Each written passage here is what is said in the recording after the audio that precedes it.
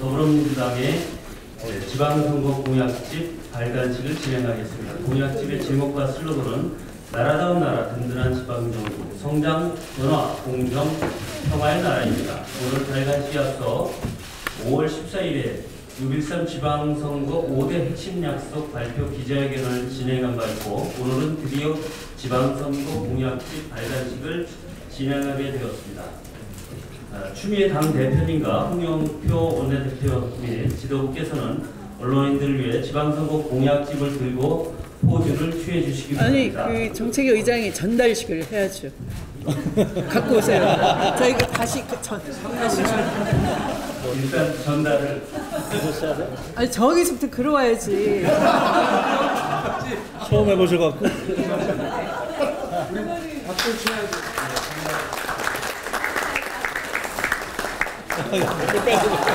더불어민주당의 6.13 지방선거 공약집을 국민 여러분들께 잘 소개해 주시기를 부탁드립니다. 이렇게 둘이.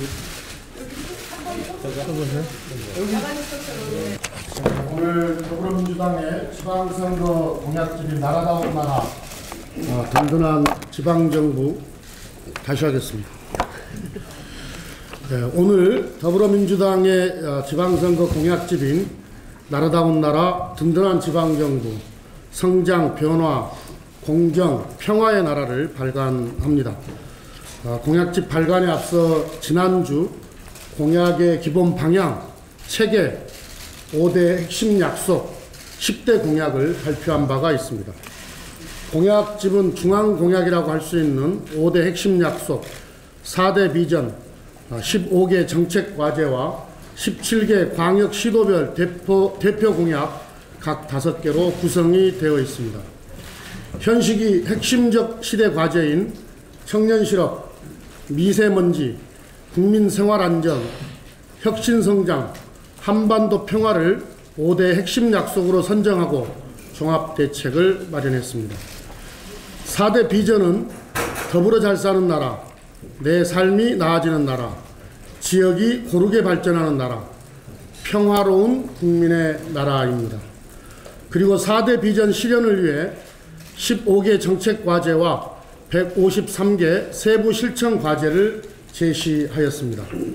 17개 광역 시도별 대표 공약 5개는 정책위원회, 시도당 사무처장, 정책실장 간담회 등을 통해 지역 현안과 당면 과제들을 점검하였으며, 광역시장, 도지사 후보 확정 이후 후보자 사무실과 면밀하게 논의하여 지역발전 공약을 확정하였습니다.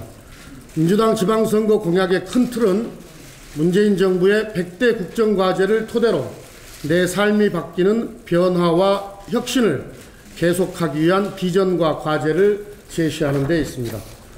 촛불 시민혁명에서 표출된 국민적 요구를 반영한 100대 국정과제의 실천으로 국민의 나라, 정의로운 대한민국을 향한 변화는 시작되고 나라를 나라답게 대한민국은 혁신하고 있습니다.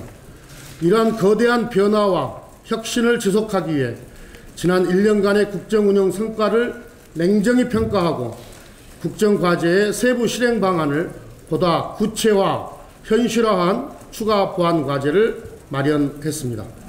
그리고 지방선거인 만큼 나라다운 나라를 위해 지방정부 차원에서 실천해야 할 과제들을 비중 있게 공약으로 만들었습니다. 더불어민주당은 이번 6.13 지방선거에서 승리해서 나라다운 나라를 지방정부까지 완성시킬 것입니다. 아울러 공약을 철저하게 이행하여 국민이 체감할 수 있는 삶의 변화를 반드시 만들어내겠습니다. 감사합니다. 네, 이것으로 지방선거 공약집 발간식을 마치겠습니다. 김태년 정책위 의장님 고생 많으셨습니다. 추미애 당대표의 속개 선언으로 더불어민주당 제223차 최고위원 회의를 속개하겠습니다.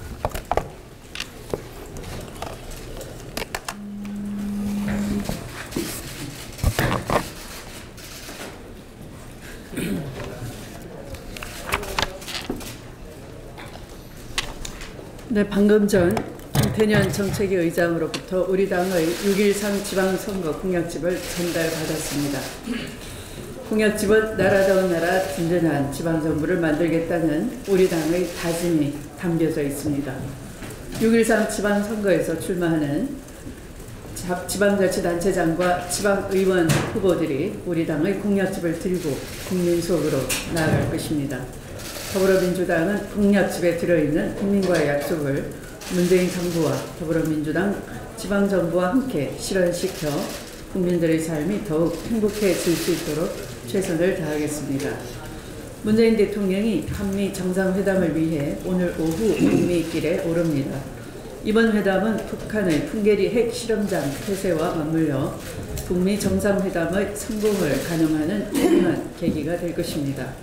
문재인 대통령은 트럼프 대통령과 단독 회담을 갖고 북한의 비핵화 방식, 한반도의 항구적 평화 체제 구축 등을 논의하며 한반도 평화 로드맵을 조율해 나갈 예정입니다. 문재인 대통령과 미국 트럼프 대통령은 4번의 정상회담, 15번의 전화 통화로 그 어느 때보다도 높은 신뢰 관계를 유지하고 있습니다. 회담 이틀 전인 어제도 양 정상은 전화 통화를 통해 최근 북한의 태도에 대한 의견을 교환했으며 흔들림 없는 한미 군조를 보여주었습니다.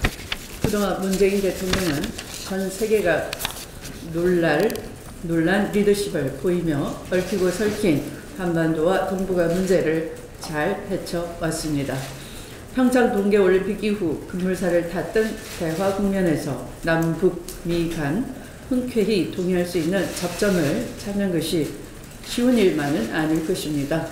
그럼에도 우리는 지금처럼 신중하고도 차분하게 한반도 평화에 대한 진정성으로 한반도 평화를 완성시켜 나아가야 할 것입니다. 우여곡절 끝에 오늘 본회의가 열립니다. 여야 간 입장차가 좁혀지지 않을 것 같았지만 주말 극적으로 일자리 추경안 심사를 마쳤습니다. 협상 내내 흔들리지 않고 국회 정상화에 힘써 오신 홍영표 원내대표를 비롯한 원내대표단 여러분에게 깊은 감사를 드립니다. 양당은 지난해 일자리 중심 추경안을 편성할 때도 여러 가지 이유로 발목을 잡았었습니다. 어제 반장식 일자리 수석 비서관의 브리핑에서 보았듯이 추경안을 반대했던 야당의 기우와는 달리 일자리는 꾸준히 늘어났습니다. 상용직 근로자가 30만 명 내지 40만 명 규모로 증가했고 공공부문의 비정규직에 대한 정규직 전환도 계획대로 진행이 되어 현재까지 11만 명 이상이 정규직으로 전환되는 등 일자리의 질적 측면에서도 꾸준히 개선되어 왔습니다. 어렵사리 국회에서 통과된 일자리 추경안이 청년 실업의 단비가 되고 위기 산업 지역에 희망이 되길 기대합니다. 검찰이 지난 19일 강원랜드 채용비리에 연루된 자유한국당 권성동 의원에 대해 구속영장을 청구했습니다. 권 의원에 적용된 혐의는 업무방해와 제3자 뇌물수수, 직권남용 혐의입니다. 권 의원은 지난 2013년 자신의 전직 비서관을 포함해 10명 이상을 채용하도록 강원랜드에 영향력을 행사하였습니다. 그러나 국회 법사위원장으로서 검찰에 막강한 영향력을 미칠 수 있는 권 의원이 대금 반부패 부장 등을 통해 수사에 부당한 압력을 행사했다는 혐의는 구속영장 사유에서 제외되었습니다. 검찰 자문단이 강원랜드 채용비리 수사 과정에 검찰 윗선의 수사 배합은 없었다고 결론을 내렸기 때문입니다. 자문단 구성은 대금이 추천한 인사로 구성되었기 때문에 이미 예정된 결론이 아니었나 싶습니다. 권 의원에 대한 핵심 혐의인 수사 외압에 대해 검찰이 면죄부를 준 것에 대해서 국민들은 고위공직자 비리수사처 설치의 시구성과 당위성을 더욱 잘 알게 되었습니다. 강원랜드 채용비리는 수많은 청년 구직자들과 그 가족들에게 좌절과 분노를 안겨준 권력형 비리 사건입니다. 강원랜드 채용 비리로 영장이 청구된 자유한국당의 염동열 의원과 권성동 의원은 반드시 사법 처리가 되어야 할 것입니다. 국회가 적폐의 온실이 되어서는 안 될 것이며 사법 정의가 미치지 못하는 사법 오지가 국회가 되어서는 안 되는 것입니다. 말씀을 마치겠습니다. 네, 다음 김용표 원내대표의 발언입니다. 네, 조금 전 의결위원회에서 추경안이 통과가 됐습니다. 추경안 제출 46일 만이고 국회 정상화 7일 만에 진통을 겪고 의결위에서 추경안이 통과되었습니다. 야당이 정부 추경안 92개 사업 중 50개 사업 1조 5천억 감액을 주장해서 사실 굉장히 어려운 과정을 거쳤습니다만은 주말까지 반납하고 심사에 최선을 다해준 여야 의원들을 통해서 통과가 되었습니다. 그래서 최선을 다해준 여야 예결위원들께 감사의 말씀을 드립니다. 이번 추경안은 약간 조정이 있었지만 정부가 제출한 3조 9천억 원 거의 그대로 통과되었습니다. 약 280억 정도가 삭감이 되어서 2조 8,800억 정도의 통과가 되었다는 말씀을 드립니다. 이번 추경에서 특이할 것은 그 청년 실업 그리고 산업과 지역의 위기를 극복하기 위한 추경입니다. 특히 군산 같은 경우에는 23개 사업 951억 4천만 원의 예산을 배정했습니다. 직접 효과, 체감도 높은 청년 일자리와 고용위기 지역, 업종 대책 중 연내 집행이 가능한 핵심 사업 중심으로 편성되었습니다. 2021년까지 최대 18만에서 21만 개 일자리가 창출될 것으로 기대하고 있습니다. 대중소기업 간 임금 격차를 줄이고 중소기업의 일자리 질을 높여 인력의 미스매치 해소에도 도움이 될 것으로 보고 있습니다. 청년들은 소득 주거, 자산 형성, 또 창업자금, 지역 및 경제사회적 일자리 등의 새로운 취업 기회, 선취업, 후진학 비용, 취업과 창업에 필요한 교육 등의 지원을 받게 될 것입니다. 고용위기 지역은 고용유지 지원금과 생계 지원 확대, 업종 전환과 재취업 지원, 조선 자동차 협력업체에 대한 경영 안정 자금 등의 지원도 포함되어 있습니다. 정부 당국도 추경 집행에 만전을 기해온 만큼 추경 효과가 신속히 나타날 수 있도록 최선을 다해주기 바랍니다. 이제 5월 국회 종료까지 불과 열흘 남았습니다. 국회는 헌법과 법률 준수를 위한 역할과 의무를 다해야 합니다.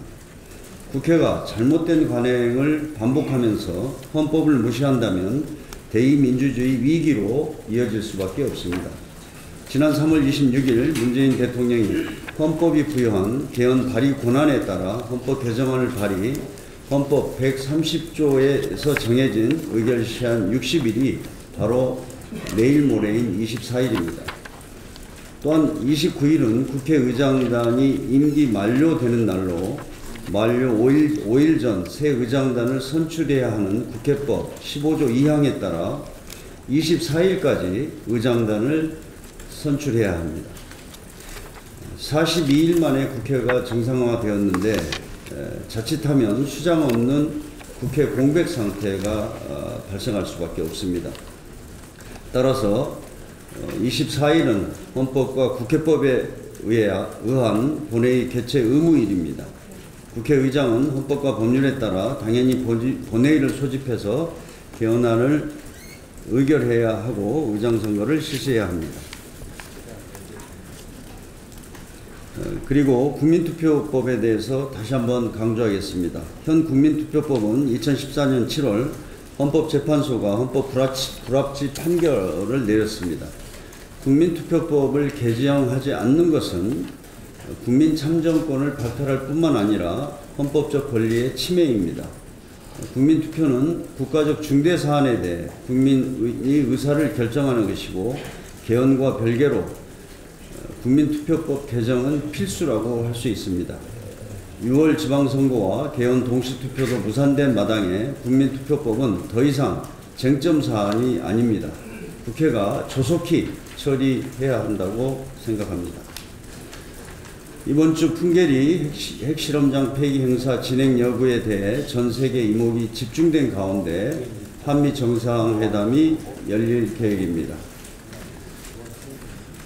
지금 제가 들은 바로는 북미 정상회담이 예정된 궤도를 벗어나지 않고 진행되고 있다고 들었습니다. 어제 한미 정상은 전화통화를 통해 북미 정상회담의 성공적 개최를 위한 긴밀한 협의를 해나가기로 했고 돌발적인 북한 변수와 관련해서도 의미 있는 대화를 나눴습니다. 70년 분단의 그림자가 한순간에 벗어날 수는 없습니다. 내일 있을 한미 정상회담이 성공적인 북미 정상회담, 더 나아가 한반도 비핵화를 이끌어내는 계기가 되기를 기대합니다. 제가 아까 그 추경안에서 정부 원안대로 되었다고 했는데 순감이 218억입니다. 제가 정확하게 정정합니다. 이상입니다. 네, 다음은 윤관석 최고위원의 발언이 있겠습니다.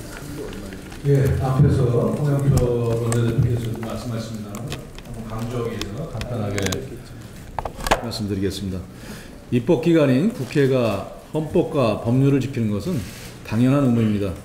그러나 지금까지 국회는 정치적 고려 등을 이유로 당연한 의무를 지키는데 소홀했고 이를 또 관행으로 해왔던 것도 사실입니다.